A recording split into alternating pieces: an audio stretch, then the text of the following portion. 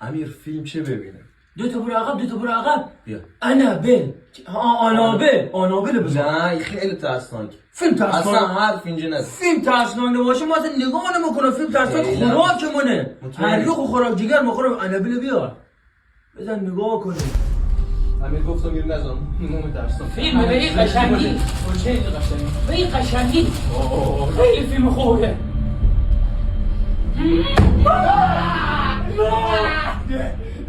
یا پیر مزار کاری یا پیر مزار درشت میخواب جن.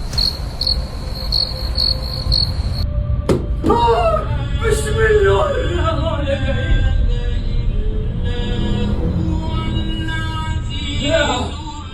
گوشو به دستم بخو دیگه بخو